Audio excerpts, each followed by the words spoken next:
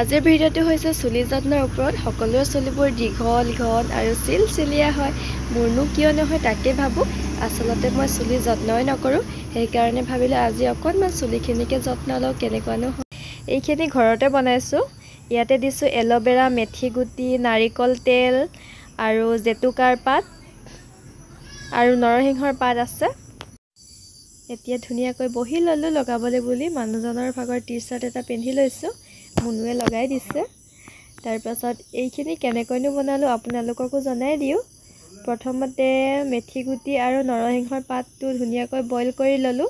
তাৰপাছত মিক্সাৰত পিচি কিনে ৰসখিনি ল'লোঁ। তাৰপাছতে এল'ভেৰাও পিচি দিলোঁ। তাৰপাছত দিলোঁ জেতুকাখিনি আগে পিচি লোৱা আছিলে, ৰসখিনি মিহলাই দিলোঁ। অকণমান নাৰিকল তেল ঢালি দিলোঁ। তাৰপাছত ধুনীয়াকৈ ফিটি মেলি ফ্ৰিজত ভৰাই থলোঁ। তাৰপাছত এতিয়া লগাইছোঁ। এয়া সপ্তাহত এবাৰ হ'লেও লগাবলৈ চেষ্টা কৰিম। এতিয়া লগাই মেলি হৈ গ'ল।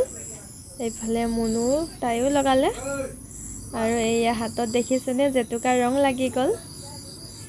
এইফালে মায়েও লগালে, চাউল জাৰি আছে আৰু এয়া তিনিজনী ফেনৰ তলত বহিছোহি শুকুৱাবলৈ। আৰু এইফালে মন কৰকচোন মোৰ চকু চেলাউৰি, তাতো লগাই লৈছোঁ ঘন হওক বুলি। এতিয়া চুলিখিনি ধুই মেলি হৈ গ'ল। অকণমান ৰঙা হৈছে দেখিছেনে, জেতুকা দিয়াৰ কাৰণে হৈছে। আজিলৈ ভিডিঅ'টো ইমানেই আছিল। যদি ভাল লাগিলে লাইক, কমেণ্ট, শ্বেয়াৰ আৰু চেনেলটো ছাবস্ক্ৰাইব কৰি দিব।